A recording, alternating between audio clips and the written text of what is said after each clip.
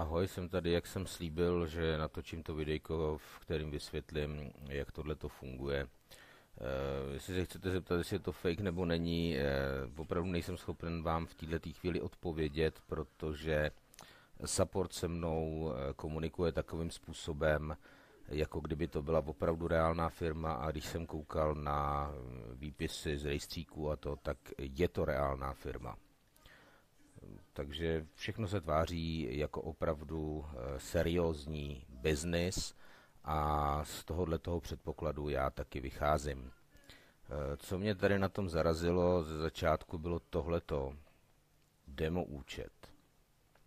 Takže jsem kontaktoval podporu, vlastně vedení té firmy, tady máte na ně kontakty, můžete si podívat, v jaký chaloupce bydlej, tady mají telefon, prostě různý tyhle ty věci. A zeptal jsem se na pár otázek, který oni mi zodpověděli, a na základě těchto informací, co oni mi poskytli, prostě jsem nabyl přesvědčení, že se jedná o reálný biznis. Zajímalo mě, jak to bude taky s tou, já si musím říct tahák, jo. Zajímalo mě, jak to bude taky s tím bonusem, s tím 20eurovým bonusem, takže mi napsali vlastně, že se jedná o reální peníze, že všechny výdělky jsou placený vlastně v eurech, a ano, to, co se tam ukazuje v tomhletom jakoby ofisu, v této naší kanceláři, tady v té aplikaci, je výdělek z toho biznisu, jako z obchodování s těmi odpady.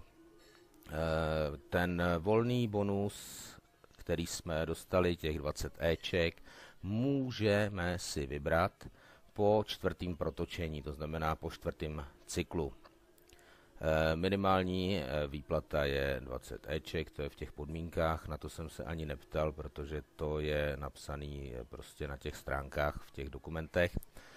A ještě potom dodávají, že přidají, protože jsem se ptal, proč, jako jsou vklady možný bankou, bitcoinama a tímhletím, a proč nejsou možný vlastně i výběry v těchto věcech, tak mi sdělili, že vlastně v tomhletom týdnu, protože já jsem je kontaktoval minulý týden, že v tomhletom týdnu budou přidávat více těch platebních možností. Proč není možný zaplatit této firmě nebo jakýkoliv firmě, proč třeba občas nechtějí zaplatit PayPalem, je jasný, protože PayPal má refundaci, takže to mě ani tak nepřekvapuje. Překvapilo mě spíš, že nejde vybírat na Bitcoin, takže proto jsem položil tu otázku, která byla zodpovězena. Toliko k tomuhle tomu. Teď se ještě vrátím k té diskuzi u nás v grupce na Facebooku. Tam bylo, a musím si vzít ještě jednoho taháka, tam bylo, že vlastně byl tam nějaký výpočet, za jak dlouho se to 4x protočí. 4x se to protočí za 4x2 týdny, to znamená 8 týdnů. Jo, to jsou 2 měsíce. To jsou 4 protočení. Jak je to možný? No, je to možný úplně jednoduše. Tady vidíte tabulku. Normálně osa X, osa Y, jednoduchý jako facka. Osa Y jsou výdělky, osa X jsou dny. Tady vidíme, že jsme v první fázi jakoby cyklu. Ono to totiž, tato tabulka navazuje na tuhletu tabulku. Tady vidíte prostě postupy. Jo, máte prostě odpad, který se vlastně roztřídí, pak se nadrtí, pak se vypere a nakonec se z něho udělají takový ty bobiky malinký, teď si nemůžu vzpomenout, jo, granule, teď je to tady napsaný. Nakonec se z něho udělají granule, které se napytlujou. Máte 2 fáze, ve které můžete nakupovat anebo prodávat. Vy můžete nakoupit buď to odpad, čistý odpad prostě někde z popelnic za 20 centů za kilo, já to budu říkat v centech, jo, budu říkat 20, tak myslím centy za kilo. Jo. Takže za 20 centů za kilo, a prodáte ho, můžete ho prodat buď po vlastně setřídění a vyčištění, počkej, vteřinku, vytřídění a rozdrcení, nemusím si vzpomenout. Vytřídí se, rozdrtí se, umyje se, vyčistí se, zgranuluje se, udělá se z něj granulát. Takže vy můžete nakoupit ten odpad jako odpad, čistý odpad jako z popelnic, a nebo už jako drcený odpad. Ano, můžete, tady vidíte, že máte tlačítko buy, takže vy můžete koupit i drcený odpad. Koupíte drcený odpad za 45, ano, anebo koupíte čistý odpad, prostě ten hrubý, nesetříděný, nic, za 20. To jsou dvě možnosti, jaký odpad můžete koupit. A to samý s prodejem. Vy můžete, tady koupíte ten odpad tady z té popelnice za 20, ho koupíte a už tady ho můžete prodat. Jo? Už tady, když ho vlastně nadrtíte, tak ho můžete prodat. Vy ho vlastně rozstřídíte, nadrtíte a prodáte ho za těch 45. Když budete chtít čekat dál vlastně, tak ho můžete prodat už jako granule za 60, plus tam ještě nějaký bonus, když vydržíte ještě týden, asi 7 centů. Jo? A nebo druhá varianta, že ho koupíte nadrcený, že si koupíte drcený odpad, koupíte a prodáte ho jako granule. Mezi tímhletím jsou 2 týdny a mezi tím druhým je nevím kolik, teď se na to podíváme. Jo? Takže tady je třídění. My jsme teďka v té první fázi víceméně všichni, protože začínáme tak nějak stejně.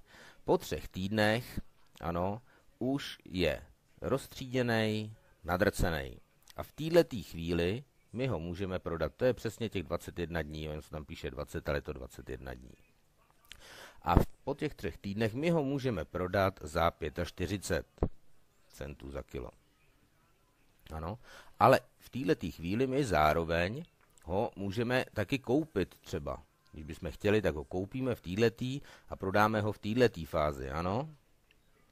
Takže 3 týdny trvá setřídění a nadrcení odpadu. Další 2 týdny trvá vlastně to umytí a udělání z něj granulí. Jo? To znamená, když vy nakoupíte odpad z popelnic, vytřídíte, rozdrtíte a prodáte, tak váš zisk je 25 centů za 3 týdny, za 21 dní. Ano, to je první jakoby cyklus. První cyklus je vlastně těch 21 dní, respektive tak mi to bylo podáno. A takže tyhle ty cykly musíte projít 4. Znamená, že vlastně to bude 4 krát 21 dní, 84 dní, no prostě 80 dní. Dejme tomu nějaký 2 měsíce, zhruba plus minus autobus. Jo, a potom, když prostě jste do toho někdo vložil svoje peníze, musíte si to prokalkulovat, vypočítat. Jestli máte nějaký boostry, tak pak můžete nakupovat i ten odpad tady už v této fázi, za těch 45 si ho koupíte a začnete ho zpracovávat a prodáte ho vlastně po 2 týdnech za 60. To znamená, že za 2 týdny vyděláte 15 centů. Ano, tady vyděláte za 3 týdny 25, tady za 2 týdny 15. Je to na vašem uvážení, na propočítání a to. A tady je poslední fáze, kdy vlastně se zvedá cena, když vydržíte ještě nějakou, prostě jakoby, že roste cena těch granulí. Ono to eroticky se může stát, že když bude větší poptávka než nabídka, tak jakoby cena toho finálního produktu poroste, ale to už je mimo tyhle ty nějaký úvahy. Jo, takže prostě tváří se to jako reálný biznis, firma tvrdí, že je to reálný biznis, support komunikuje, jsou transparentní, je to pohoda. Takže za 2 měsíce by mohly být první zisky zadarmo. Za 2 měsíce a kousek, 84 dní. Jo, to jsou ty cykly. Prostě nakoupíte za 20, prodáte za 45. Nakoupíte za 20, prodáte za 45. Nakoupíte za 20 to a takhle to uděláte. Hele, úplně jednoduše to poznáte, až vám začnou nabíhat vlastně příjmy z těch vašich refů. tak už víte, že dodělali 4. cyklus. Není to půl roku, není to 200 dní, je to prostě 84 dní. To je ten cyklus, který je potřeba 4krát protočit. A jak vidíte, ty penízky tady přibývají pěkně, vlastně za ty 2-3 dny. A tady mám z těch $19 21,80 a firma furt maká, už jsem tady. Jedeme jak draci.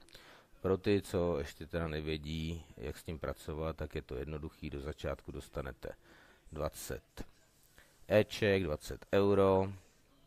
Tady z toho skladiště, tady máte skladiště prostě s bordelem, s odpadem. Za těch 20 Eček si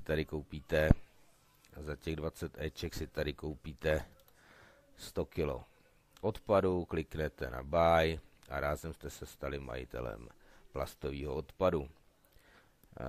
To samo o sobě vám prachy nevydělá, musíte ho začít zpracovávat. Zpracováváte ho tak, že vlezete do továrny, klikněte tady na recykle a ono vám to začne makat. Tady vidíte, že z 19 eur mi na konci vyleze 42,75, zatím mám hotových 12% z těch 95 kil mám zatím zpracovaný, zbývá mi 18 dní a 11 hodin, jo? Takže na tohle to kliknete a továrna začne makat, tady uvidíte countdown, odpočítávání, jak jste na tom a tady pak uvidíte staty toho drceného odpadu,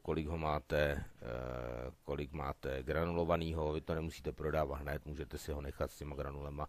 Když to doženete až k těm granulím, tak vlastně můžete počkat, třeba se někdy zvedne ta cena. Plus tady jsou boostry různě drahý, který by měli nějakým způsobem zvyšovat produktivitu, ale nikdy nebudou mít vliv na tu cenu, ta cena bude prostě pořád stejná, samozřejmě v rámci možností. Jo, jinak tohle je tlačítko pro vklady, tohle je tlačítko pro výběry.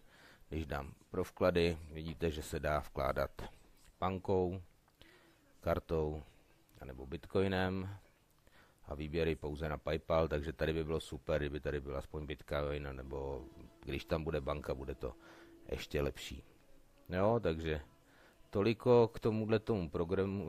Doufám, že jsem zodpověděl všechny vaše otázky. I tady v té záložce recykle vlastně vidíte, že si můžete přikoupit další, když máte prachy, další odpad.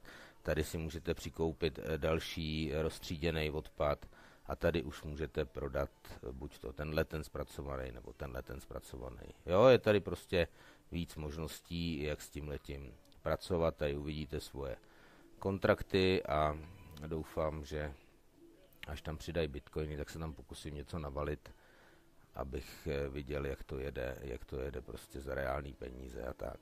Tak jo, tak hodně štěstí s recyklováním odpadu. Vítejte na planetě ekologů a zase někdy na viděnou.